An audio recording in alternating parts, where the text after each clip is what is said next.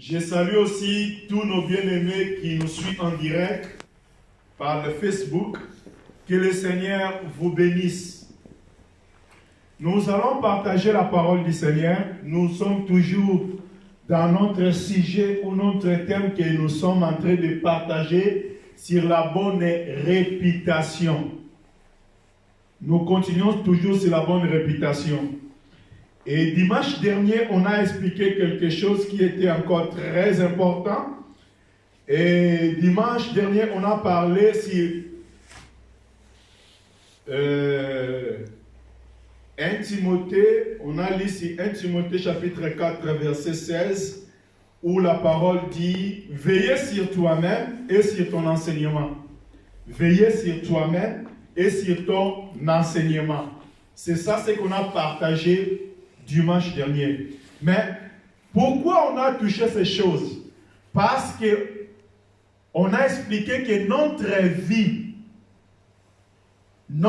vie est liée avec notre enseignement, l'enseignement que nous portons.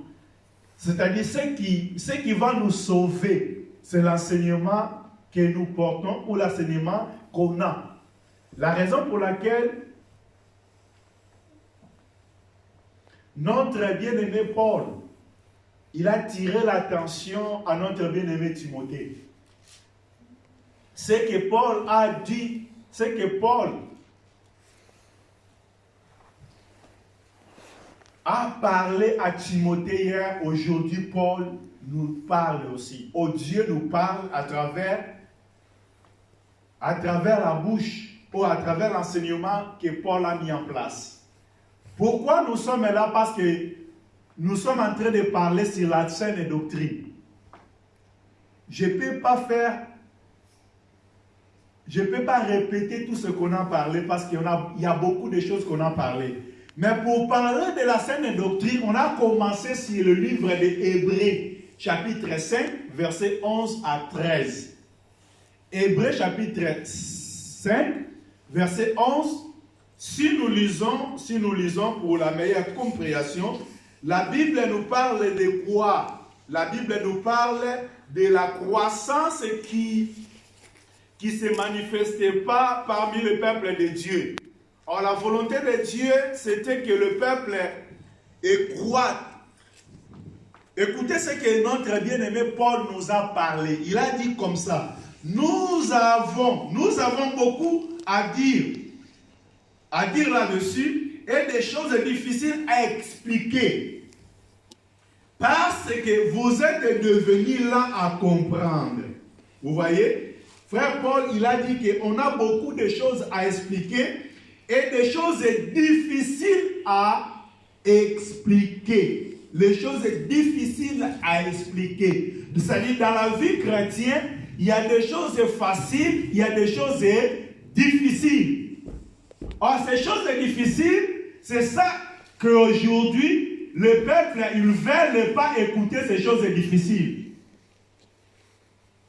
Les peuples ne veulent pas écouter ces choses difficiles. C'est la même chose qui a arrivé aussi au temps de Paul. Il a dit que nous avons beaucoup de choses. Nous avons beaucoup de choses à dire là-dessus, des choses difficiles à expliquer. Mais parce que vous êtes devenus là à comprendre. Vous, en effet, depuis longtemps, vous deviez être des maîtres. C'est-à-dire, vous deviez maîtriser des choses. Vous deviez avoir la maturité. Vous voyez? Quand on dit que vous devez être le maître, c'est-à-dire, vous deviez avoir la maturité dans les choses de Dieu. La maîtrise des choses de Dieu. La maîtrise de quoi? Des choses difficiles. La maturité, c'est-à-dire d'avoir la capacité de discerner des choses, de diviser des choses. Vous voyez? Que vous, depuis longtemps,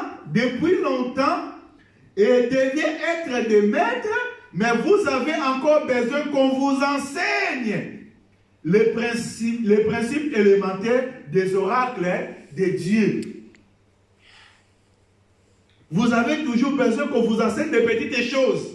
Donc, ça dit dans la vie chrétienne, il y a des petites choses et il y a des grandes choses. Il y a des choses faciles, il y a des choses difficiles.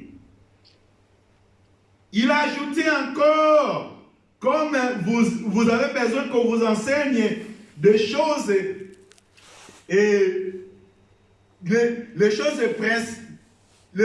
élémentaires, c'est-à-dire, vous en êtes devenus avoir besoin de lait et non de la nourriture solide. C'est-à-dire, vous avez besoin toujours qu'on vous enseigne des petites choses. C'est-à-dire, vous avez toujours besoin de lait, mais vous n'avez pas besoin de choses solides. C'est-à-dire, des choses difficiles, des choses compliquées. Vous n'avez pas besoin. Ok? Or, il a ajouté dans le verset 13, or, quiconque en est au lait n'a pas l'expérience de la parole de justice, car il est un enfant. Vous voyez? Celui qui a besoin toujours de lait, c'est quelqu'un qui n'a pas l'expérience, des choses de Dieu. Donc, c'est quelqu'un-là, il est un enfant. Il est un enfant. Vous voyez? C'est-à-dire quelqu'un qui n'a pas encore l'expérience dans les choses de Dieu, il est un enfant. La raison pour laquelle nous sommes en train de parler, c'est la saine doctrine. Parce que la saine doctrine, c'est la nourriture solide. La saine doctrine, c'est des choses compliquées. La saine doctrine, c'est ça. Parce que même notre frère Pierre, il a reconnu ces choses. Il a dit que notre frère Paul, il écrit des choses qui est compliqué à comprendre. On va aller voir ça. On va retourner ici, on va aller voir ça. C'est que notre bien-aimé Pierre a déclaré. C'est très important, bien-aimé, de connaître ces choses. Écoutez notre bien-aimé Pierre, des choses qu'il a dit. Et nous sommes dans 2 Pierre chapitre 3. Nous commençons au verset 13. Mais nous attendons selon sa promesse de nouveaux cieux et une nouvelle terre où la justice habitera. C'est-à-dire, bien-aimé, quand tu viens dans les choses du Seigneur, quand tu acceptes le Seigneur, tu n'attends pas à voir le mariage. Tu n'attends pas à voir le travail. Tu n'attends pas pour aller en Europe, pour aller aux États-Unis, pour aller où le prédicateur présente aujourd'hui. Vous voyez? Les petites choses là, le lait, c'est ça ce que beaucoup prêchent aujourd'hui. Le Seigneur va te bénir, le Seigneur, tu seras grand, tu seras béni, oui, sont des laits. Mais ce n'est pas ça notre objectif. Vous voyez? Ici, notre bien-aimé Pierre nous montre que, mais nous attendons, quand nous recevons la parole du Seigneur, quand nous recevons la parole du Seigneur, les choses que nous attendons, la Bible dit, cherchez premièrement le royaume et la justice de Dieu. Le royaume et la justice de Dieu, c'est ça ce que nous attendons. Alors le royaume et la justice de Dieu, ce n'est pas le mariage. Le royaume et la justice de Dieu, ce n'est pas le travail. Le royaume et la justice de Dieu, ce n'est pas avoir des enfants bien-aimés. Ce n'est pas avoir tout ce qu'on peut avoir sur la terre. Le royaume et la justice de Dieu, c'est ce que nous attendons, c'est un nouveau ciel et une nouvelle terre où habitera la justice. Il a ajouté, c'est pourquoi, bien-aimés, en attendant ces choses, appliquez-vous à être trouvés par lui sans tâche et irréprochable dans la paix. pendant que nous attendons cette promesse, nous devons nous appliquer. Bien aimés, nous sommes appelés d'appliquer. On va appliquer quoi? C'est la sainte doctrine. Aujourd'hui, l'enseignement que nous entendons, seulement que venez, tu seras béni. Mais c'est lui qui t'appelle pour être béni. Il ne te montre pas la volonté, c'est que Dieu veut dans ta vie. Avant que Dieu te bénisse, Dieu a besoin de quelque chose dans ta vie. Ce que Dieu attend de toi, ce que Dieu attend de moi, c'est nous appliquons. Mais on va appliquer quoi?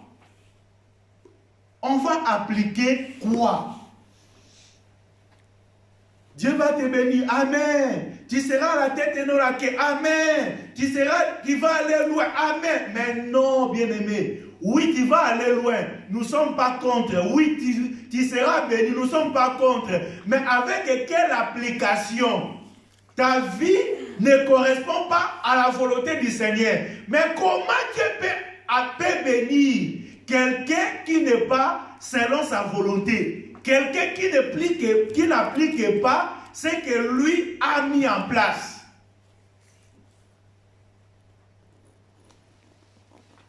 Ce que Dieu nous a...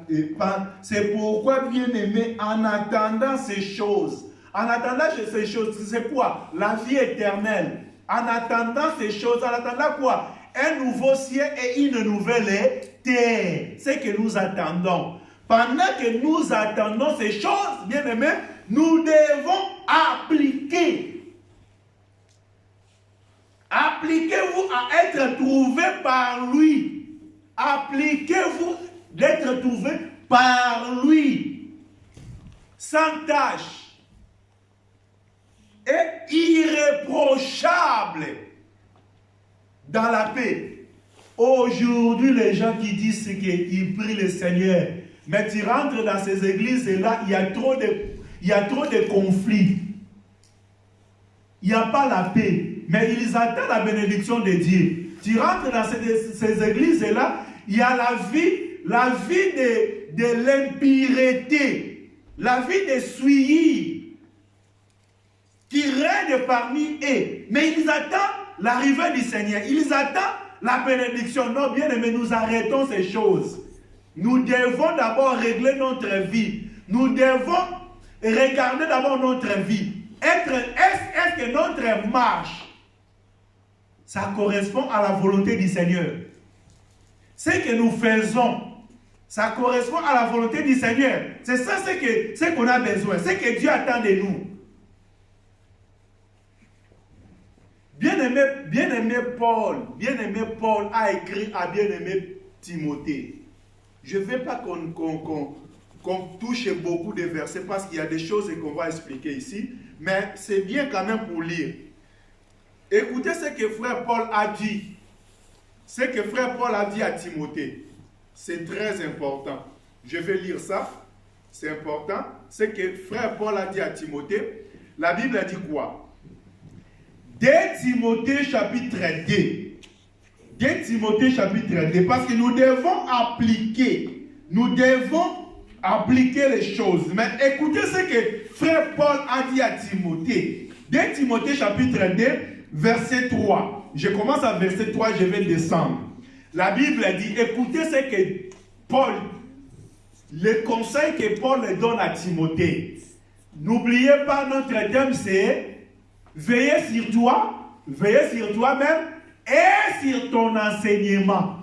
Veillez sur toi et sur ton enseignement. C'est très important. Veillez sur ta vie. Et tu vas veiller aussi sur l'enseignement qui est en toi. Quel est l'enseignement qui est en toi? L'enseignement des Baals. L'enseignement des hommes. L'enseignement des démons. Ou la saine doctrine. L'enseignement de Dieu. L'enseignement des apôtres. Il y a un seul enseignement qui est l'enseignement des apôtres. Qui est sain. d'autres enseignements, l'enseignement des hommes. Les hommes peuvent étudier, peuvent mettre des choses en place, mais des choses qu'ils vont mettre en place, ça ne nous amènera jamais à la vie éternelle. La seule enseignement qui nous amène à la vie éternelle, c'est la sainte doctrine. C'est l'enseignement des apôtres. Que le Seigneur nous bénisse. Amen. Je vais lire 2 Timothée chapitre 2, je commence à verset 3.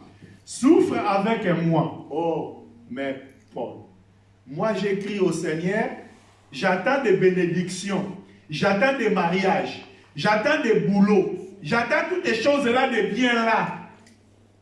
Que les pasteurs, ils m'ont dit, viens au Seigneur Jésus, tu auras ça, tu auras ça, tu auras ça. Mais toi, tu as commencé à me dire encore des souffrances. Non, mais moi, on ne m'a pas enseigné la vie chrétienne, c'est la vie des souffrances. Vous voyez? Moi, on ne m'a pas enseigné que la vie chrétienne, c'est la vie des souffrances. Tu as pris cet enseignement où, Paul? Paul te dira, j'ai pris ça aussi auprès de mon Seigneur. Aujourd'hui, il est dans la gloire. Mais avant de monter dans la gloire, il a souffert. Vous voyez? Aujourd'hui, il est dans la gloire. Mais il n'a pas monté à la gloire facilement. Il a passé d'abord la souffrance. Aujourd'hui, les chrétiens d'aujourd'hui ne veulent pas la souffrance. Mais c'est l'enseignement des apôtres. La souffrance, c'est l'enseignement des apôtres, bien-aimés. Si dans cet enseignement, on t'a enseigné qu'il n'y a pas la souffrance en croyant en Jésus-Christ, c'est faux. Écoutez le bien-aimé Paul. Il dit à son fils Timothée, souffre avec moi, souffre avec moi. Aujourd'hui, on a besoin de gens qu'on va souffrir ensemble. Moi, je parle et je répète. Je ne peux pas marcher avec quelqu'un qui n'accepte pas la souffrance. Je ne peux pas marcher avec quelqu'un qui n'accepte pas de souffrir aujourd'hui avec moi. Parce que le Seigneur a souffert. Moi aussi, j'ai droit. Je veux participer au même chemin. Les enfants d'Israël, avant d'entrer dans le pays de Canaan, ils ont souffert dans le désert. Mais quand Dieu a appelé Israël, il n'a pas dit à Israël, tu vas traverser le désert. Mais va lire dans le livre de l'Éternel, chapitre 8. Dieu a dit, je vous ai passé là-bas pour vous éprouver, pour humilier vos cœurs, pour savoir si votre cœur a été disposé pour me servir. Toi qui me suis, tu ne veux pas souffrir dans l'œuvre du Seigneur. Il n'y aura pas aussi la gloire. Parce que Jésus a dit, celui qui va me réunir sur la terre, moi aussi je vais les réunir devant les anges, dans la présence de mon Père. La vie chrétienne, c'est la vie des souffrances. La vie chrétienne, c'est la vie d'accepter des choses compliquées, des choses dures. Si tu ne veux pas accepter ces choses, tu ne marcheras pas avec le Seigneur. Seigneur, il a dit à ses disciples, je vous ai laissé comme les brebis au milieu des loups. C'est-à-dire, Jésus voulait dire à ses disciples, vous êtes les repas. Vous êtes les repas des méchants. Donc les méchants sont là, vous êtes des repas.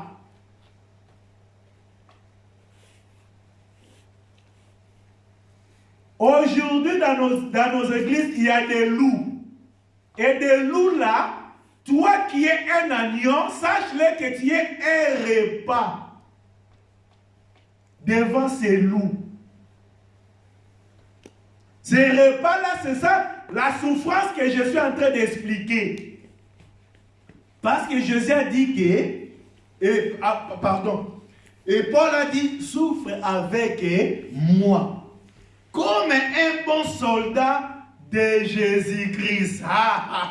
Ces choses, oui, ces choses, je ne sais pas. Je sens je suis dans la joie quand je lis ces choses. Vous savez, moi, je sens vraiment que je marche avec le Seigneur quand je suis persécuté.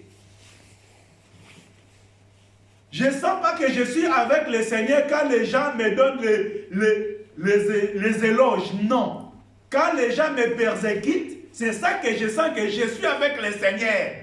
Pourquoi? Parce que je suis en train de souffrir avec le Seigneur comme un soldat de Jésus. Oui, je suis un soldat de Jésus. Comme un soldat de Jésus, je dois supporter les souffrances, bien-aimés. Préparer toutes ces souffrances, je suis là. Amène ça. Je suis là. J'accepte ça. Mais toi qui prépares ces souffrances-là, tu as un bon récompense aussi pour toi. Toi qui me suis, toi, tu prépares des choses contre les hommes de Dieu.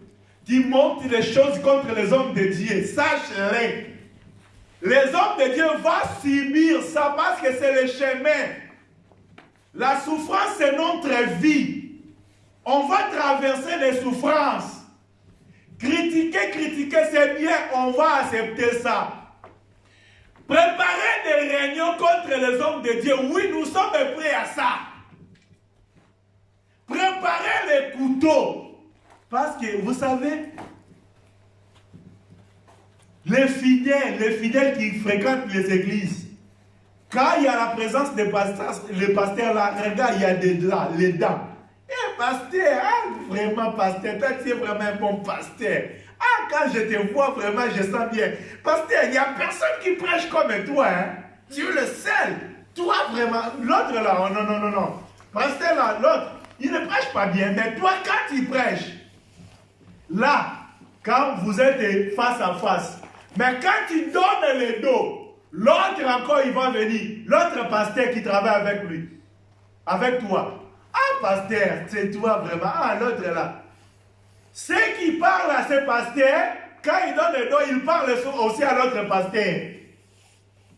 Et quand toi tu donnes le dos, il commence à te mettre des couteaux. L'autre là, il est mauvais. Regarde sa façon de conduire des choses. Regarde ce qu'il fait, Il commence à montrer maintenant les points négatifs. Mais dans ta présence, il ne parle pas ça. L'homme de Dieu, toi qui me suis, sache-le que les brebis là, c'est eux qui vous divisent. Si toi tu serais content à écouter la parole qui sort dans la bouche des brebis, des fidèles, tu ne serviras pas bien ton Seigneur. Tu auras des conflits avec tes collaborateurs. Ferme tes oreilles, à toutes ces éloges-là. Vous savez, la foule que Jésus a donné le pain, qui ont voulu élever Jésus comme roi, c'est la même foule qui ont crié, crucifiez-le, crucifiez-le. C'est la même foule. Nous ne sommes pas appelés pour faire des choses qui va donner la joie aux oreilles des gens. Mais nous sommes appelés pour servir le Seigneur. Servir le Seigneur, on va souffrir. Nous devons supporter la souffrance. Si tu ne supportes pas la souffrance, tu n'es pas digne de servir le Seigneur. Que le Seigneur nous bénisse. La Bible ajoute, verset 4, 2 Timothée 2,4. Qu'est-ce qu'il a dit?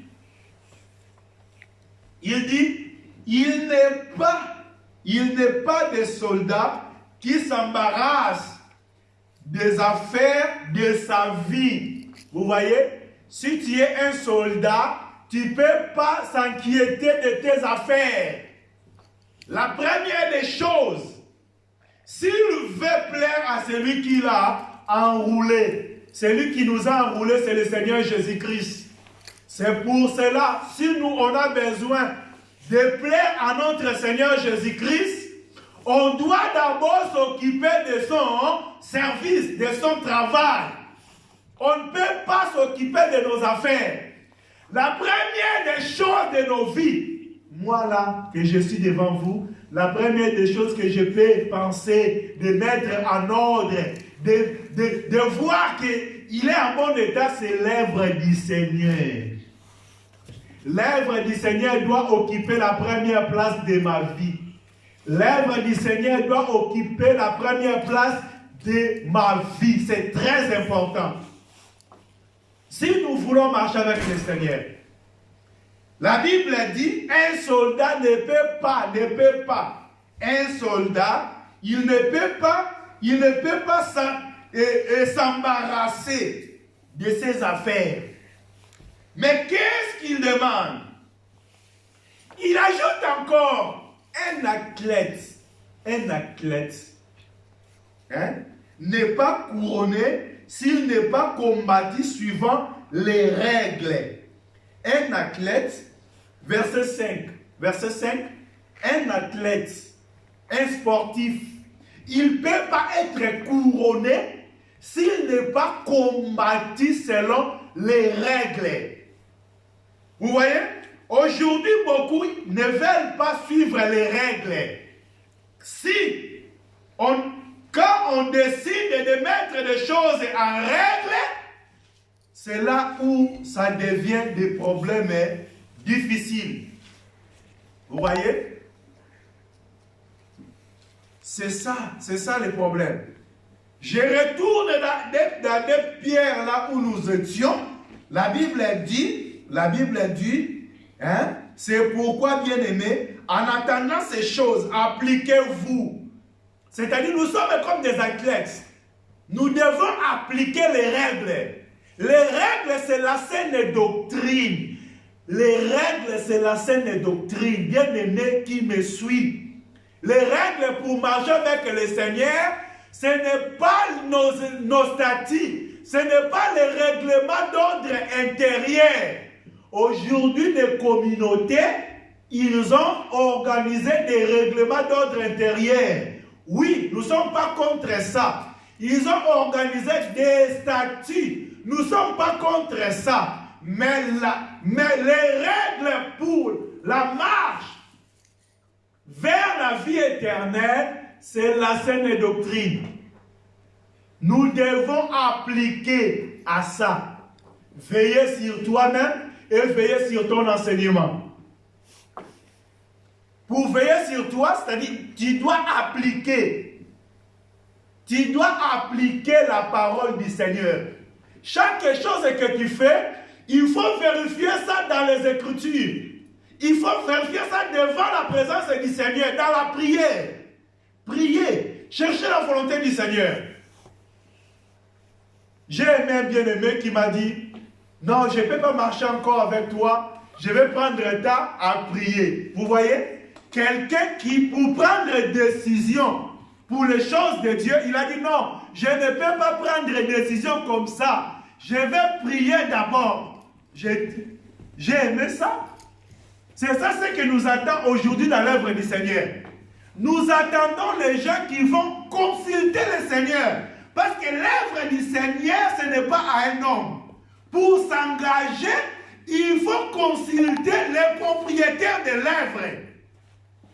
Aujourd'hui, nous introduisons les gens sans consulter le Seigneur, sans chercher la volonté du Seigneur. J'ai pris la décision qu'ici, il n'y a personne qui va passer devant pour chanter. Je suis devenu l'ennemi. Oui, il n'y a personne qui passe. On va d'abord chercher la volonté du Seigneur. On va d'abord prier le Seigneur. Tout le monde sont reculés, sont fuis. Oui, vous pouvez fuir. Vous pouvez reculer, mais nous resterons comme ça.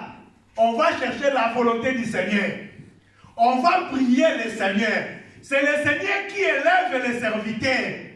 Les chantres, tout qui peuvent être dans l'œuvre du Seigneur, c'est le Seigneur qui peut introduire. Bon, moi je suis déjà habitué. Je chante pour le Seigneur depuis, oui. Là, c'était avant. Vous savez ce que Gédéon avait fait? La première chose que Gédéon a fait, quand il s'est croisé avec le Seigneur, Il a renversé l'autel de Baal. Renverser l'autel de Baal, c'est ça, renverser l'organisation qui était dans l'église. L'organisation humaine qui était dans l'église, nous devons renverser ça. Pour établir quoi? Pour établir la saine doctrine. Je dis et je répète. Je dis et je répète. Ici dans l'œuvre du Seigneur, pas seulement mon œuvre. Je parle ça et je répète ça. Cette église, c'est l'église du Seigneur. Cette église, ce n'est pas mon église. Ce n'est pas mon affaire, mes affaires. C'est les affaires du Seigneur. C'est l'œuvre du Seigneur. Ici, si tu veux travailler, si tu veux faire quelque chose, c'est par rapport à la volonté du Seigneur. On va consulter le Seigneur. C'est que le Seigneur a dit par rapport à ta vie. On a vu, Paul a dit à Timothée, garde les dons qui est en toi, que tu as pris, que tu as reçu par des prophéties et l'imposition des mains. Aujourd'hui, dans nos églises, il n'y a plus les gens qui sont établis par rapport à la prophétie, par rapport à parler de Dieu. Nous établissons les gens par rapport à notre connaissance, par rapport à notre relation. L'œuvre de Dieu, ça ne marche pas avec la relation. L'œuvre de Dieu, ça marche par rapport à la volonté du Seigneur. C'est que le Seigneur a dit par rapport à cet individu. C'est que le Seigneur a dit par rapport à chacun de nous. Que le Seigneur nous bénisse. Amen. Nous devons appliquer. Pourquoi nous devons appliquer? Verset 15. 2 Pierre chapitre 3. Verset 15. Je dis que même frère Pierre a reconnu des choses compliquées. Qu'est-ce qu'il a dit? Croyez que la patience de notre Seigneur est votre salut. Croyez que la patience de notre Seigneur est votre salut. Bien-aimé dans le Seigneur, toi que tu vis encore, toi parfois que tu pratiques de mauvaises choses, mais Dieu te laisse jusqu'aujourd'hui en vie, sache-le que c'est la patience du Seigneur. Et la patience du Seigneur là, si Dieu te laisse jusqu'aujourd'hui, tu es en train de faire des choses qui ne sont pas bien, mais Dieu te laisse jusqu'aujourd'hui parce que c'est sa patience qui prolonge jusqu'à aujourd'hui pour ta vie. Mais cette patience-là, c'est pour votre salut. La patience de Dieu qui est dans ta vie. Tu fais des choses qui ne sont pas bien. Tu ne marches pas selon la volonté du Seigneur.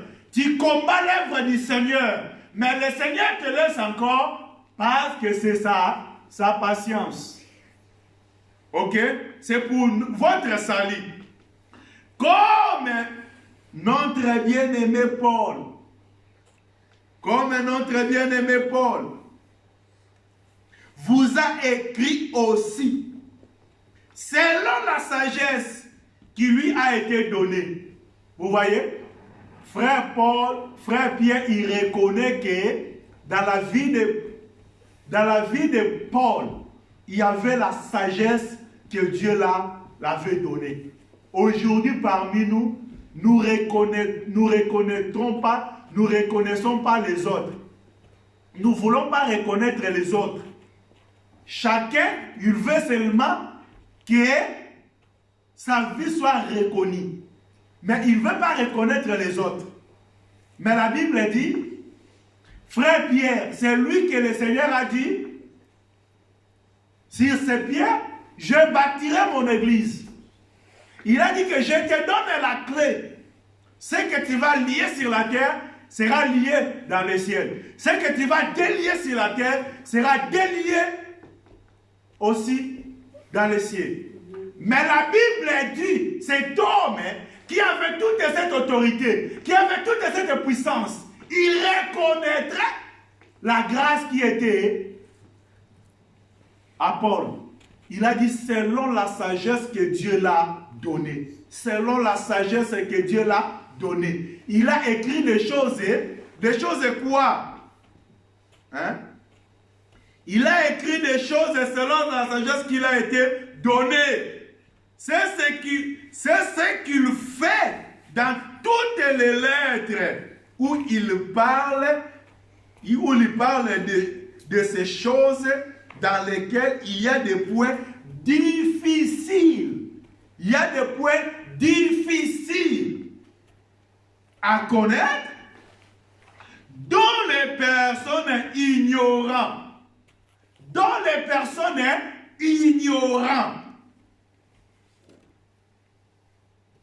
Ignorant, il fait quoi? Et mal affermi. Aujourd'hui, dans l'œuvre du Seigneur, il y a trop des ignorants, il y a trop aussi de mal affermis. Il y a des ignorants, il y a aussi des mal affermis. Ceux qui n'ont pas une bonne enseignement.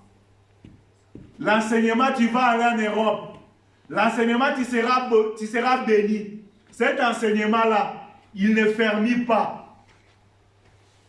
Et nos églises, il y a beaucoup d'églises aujourd'hui et remplies de ces enseignements-là. Les enseignements qui ne ferment pas. Les gens aujourd'hui, maintenant, ils viennent à l'église que pour recevoir la bénédiction, que pour recevoir le mariage, que pour recevoir le travail. Ce n'est pas notre mission. Notre mission, c'est aller au ciel, avoir la vie éternelle. Amen. La Bible dit que les gens mal, ignorants et mal affermis, ils font quoi? Mal affermis, tordent les sens, comme celui des autres, l'écriture, pour leur propre ruine. Les gens tordent le sens de l'écriture. Ce n'est pas pour leur exaltation, ce n'est pas pour leur vie, mais pour leur ruine, pour se ruiner. Tous ceux qui tordent le sens des Écritures, tous ceux qui ne veulent pas comprendre des choses compliquées, des choses difficiles, ils vont faciliter les choses.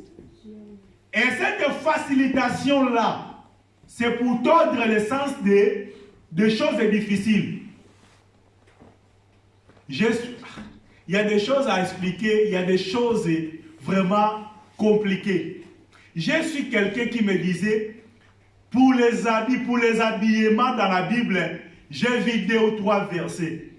Mais moi, quand je regarde les problèmes des habits dans la Bible, ça a commencé dans le jardin d'Éden. Le jour où l'homme a été séduit, la première des choses que Dieu a fait, a donné les habits aux hommes. Vous voyez? Les habits, ça commence dans le jardin d'Éden. Mais quand quelqu'un qui est mal affermi, quelqu'un ignorant, qui parle que dans la Bible, j'ai vu le problème des habits dans la Bible, il y a 2 ou 3 versets dans la Bible. Shalom. Shalom. La Bible de Genèse à l'Apocalypse, la Bible nous parle des habits.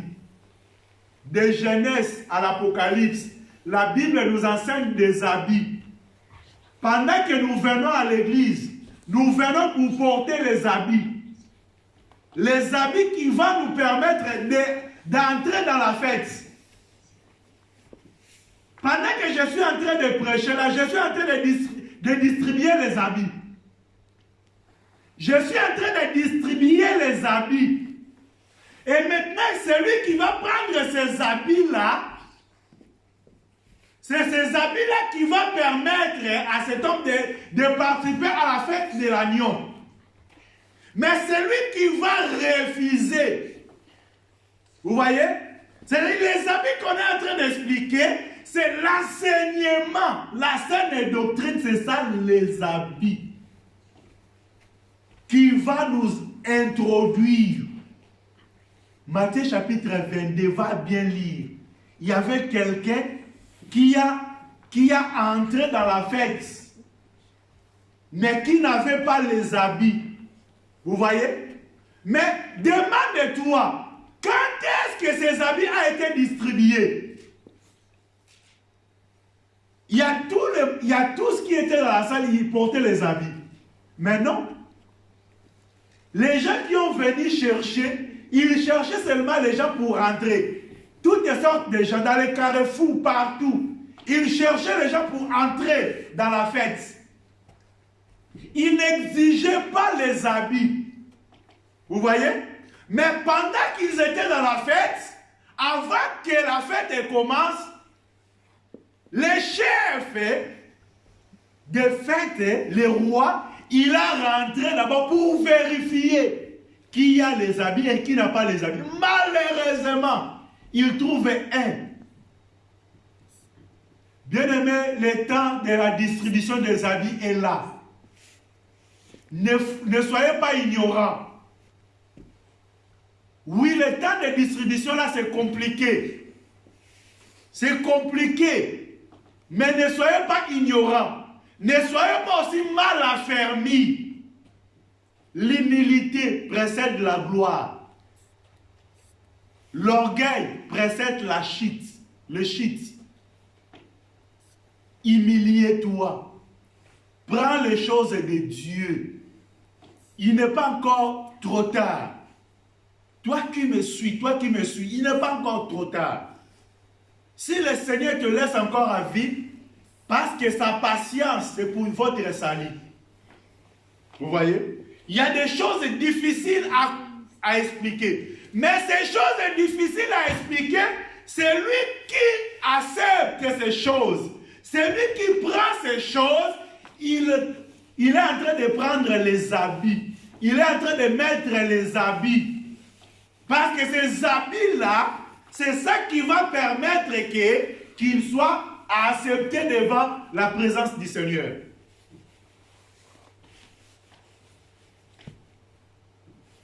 La raison pour laquelle Jean-Baptiste, il a présenté Jésus, voici l'agneau qui ôte les péchés. Donc voici l'agneau qui donne les habits. L'agneau qui donne les habits. Dans le livre des Proverbes, la Bible dit que le bouc est là pour payer la dette et l'agneau, c'est pour revêtir, pour nous donner les habits. Vous voyez? Le bouc, il est là pour payer la dette. La raison pour laquelle on a parlé dans le livre, on a parlé sur l'histoire de Gédéon. Gédéon, il savait qu'ils avaient la dette. Et comme ils avaient la dette, pour donner l'offrande qui devait payer la dette, il a pris pas un agneau, mais il a pris un bouc. On a expliqué ça, c'était dimanche dernier. Il a pris le bouc. Vous voyez? Mais nous là, c'est que le Seigneur, parce que dans le Seigneur, en lui, il avait le bouc, il avait aussi l'agneau. Donc c'est lui-même qui représente le bouc, c'est lui-même aussi qui représente l'agneau. Quand il présente le bouc, c'est pour payer le prix. Quand il se présente l'agneau, c'est pour donner un habit. Pour nous donner un habit. Vous voyez? La Bible dit un athlète n'est pas couronné s'il n'est pas couru selon les règles. Les règles que nous sommes en train d'expliquer, c'est ça la saine doctrine.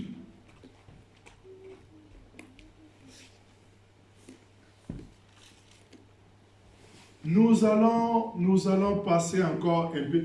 Béni, tu vas afficher maintenant le verset au tableau, livre de J, chapitre 6.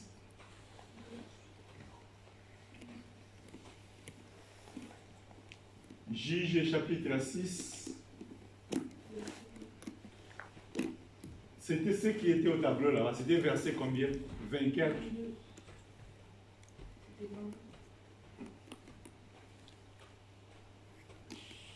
J chapitre 6, Juge chapitre 6, parce que dimanche dernier, on a commencé à parler sur les offrandes. N'oubliez pas, veillez sur toi et sur ton enseignement.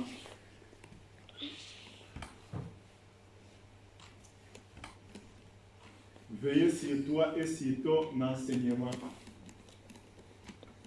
Juge chapitre 6. Bénis tes fiches-leur au tableau. Tu es là pour faire ce travail-là, tu vas te débrouiller, parce que quand on te laisse là, tu es en train de... Tu es distrait. Au lieu de veiller sur le travail qu'on te laisse à faire. Juge chapitre 6, malgré il n'arrive pas à afficher, mais on peut lire ici. On prend le verset 22. La Bible a dit, Gédéon voya que c'était l'ange de l'Éternel, dit, malheur à moi, Seigneur éternel, car j'ai vu l'ange de l'Éternel face à face. Veillez sur toi-même et veillez sur ton enseignement. Juge, chapitre 6, verset 22. Nous sommes toujours surveillés sur toi-même et sur ton enseignement. Et là, nous voyons que c'est Gédéon qui a parlé. Malheur, Gédéon voyant que c'était l'ange de l'Éternel. Donc c'était l'ange de l'Éternel qui l'a apparu. Gédéon maintenant, qu'est-ce qu'il a fait? Il dit, malheur à moi. Malheur pas à tout le monde. Veillez sur toi-même. Donc, Gédéon, avant d'aller pleurer pour les autres, avant d'aller combattre pour les autres, avant d'aller faire quelque chose pour les autres, il a commencé d'abord dans sa propre vie. Il dit quoi? Il dit, malheur non à vous, malheur à moi. Parce qu'aujourd'hui, il y a des prédicateurs qui sont là pour les autres, mais ne sont là pas pour eux. Shalom. Shalom. Il y a des prédicateurs aujourd'hui qui prêchent pour les autres, mais qui ne prêchent pas pour eux. Il y a des prédicateurs qui veillent pour la vie des autres, mais ils ne veillent pas pour leur propre vie.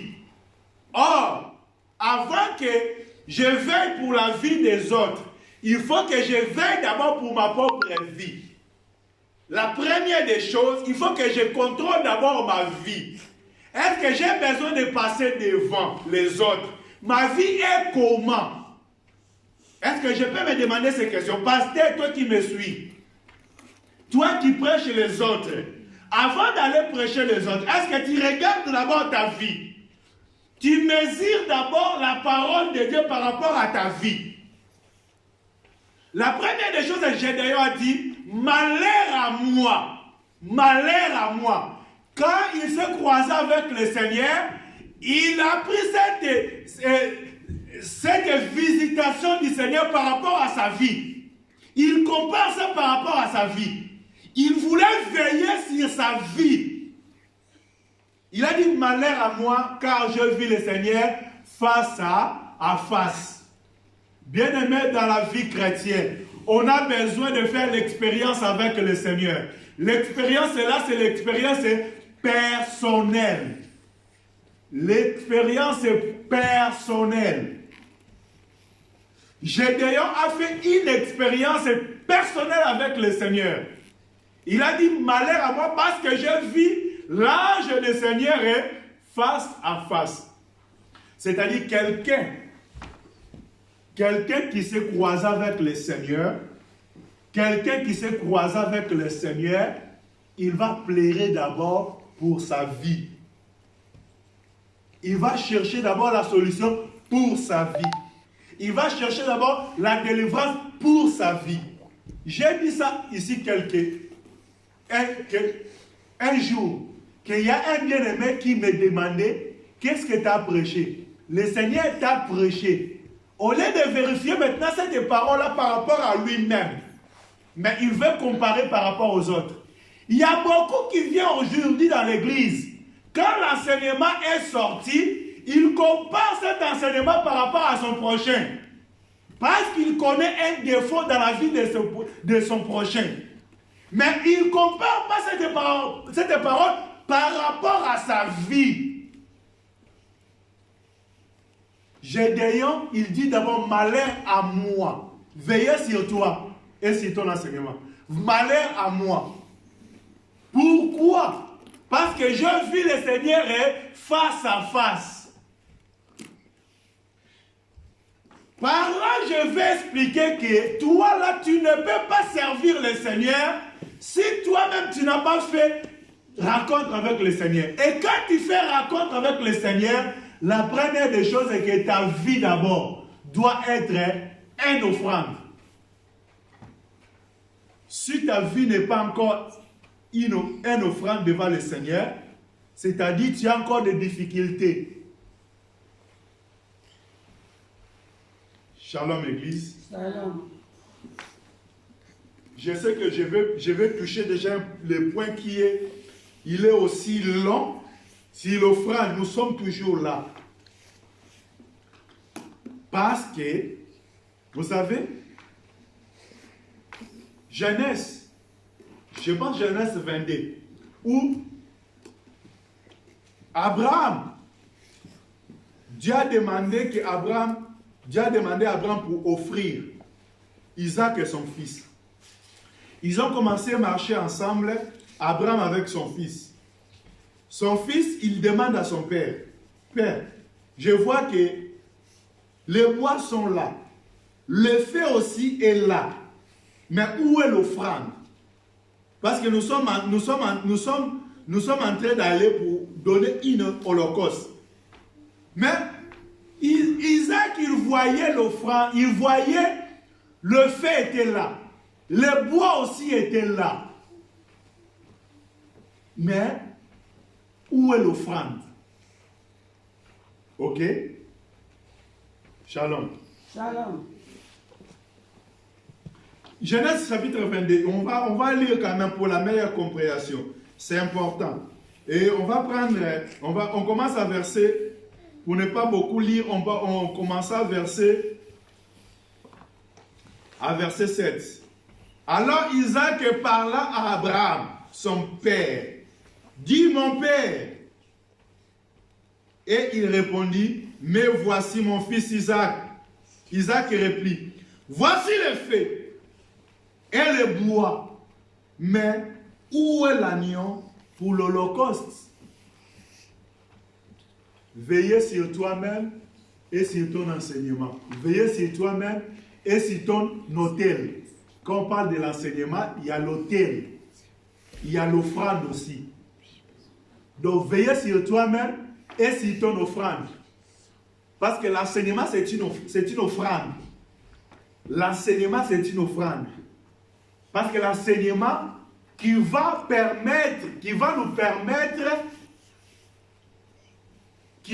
permettre que notre vie devienne une offrande. C'est l'enseignement qui va nous permettre que notre vie devienne une offrande.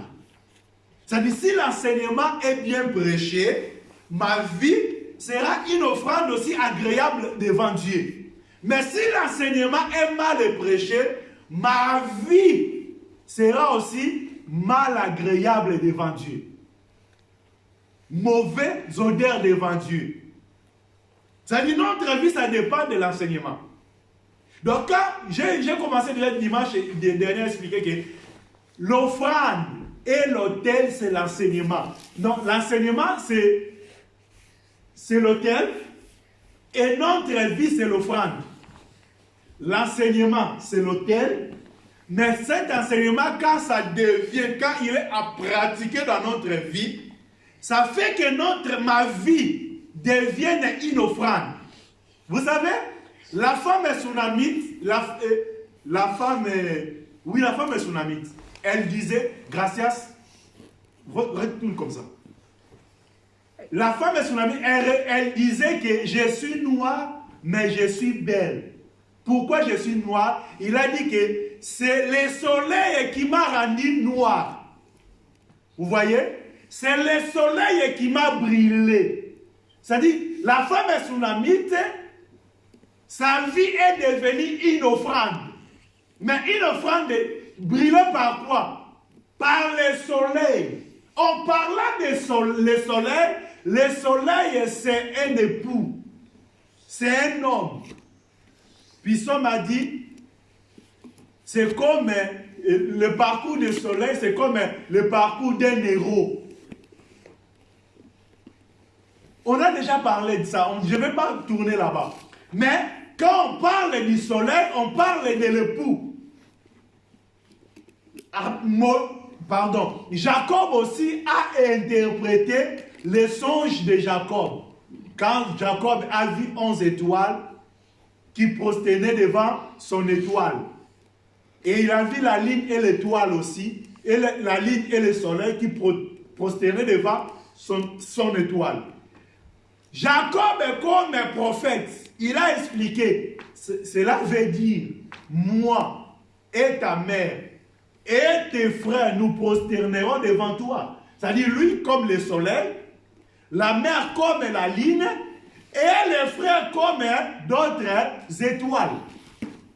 Vous voyez? Donc, je suis là pour expliquer sur l'offrande. L'offrande est bien aimée.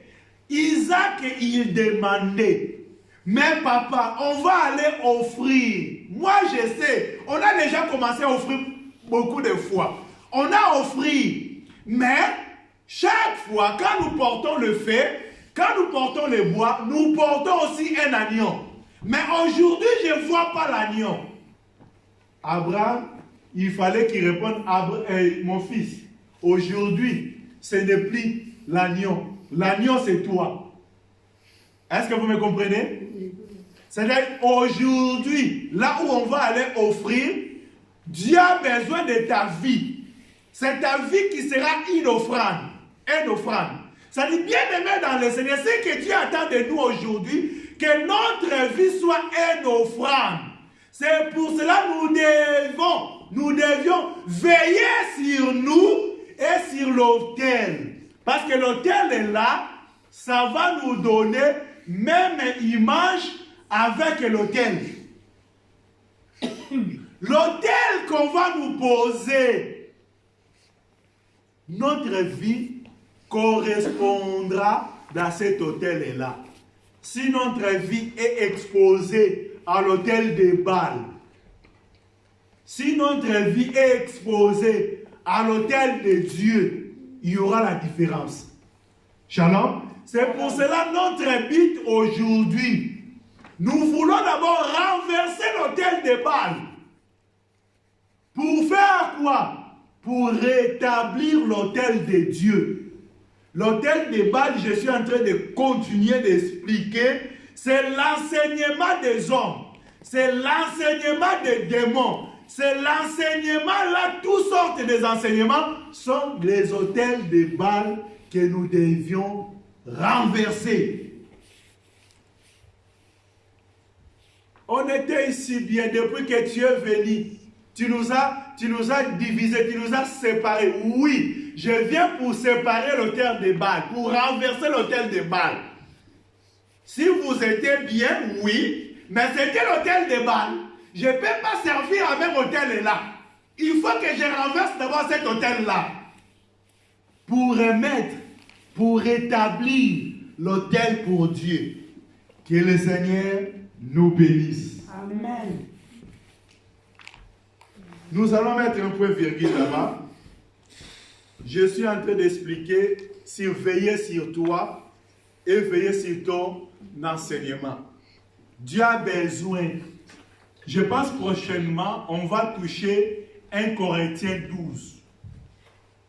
Non, Romains chapitre 12.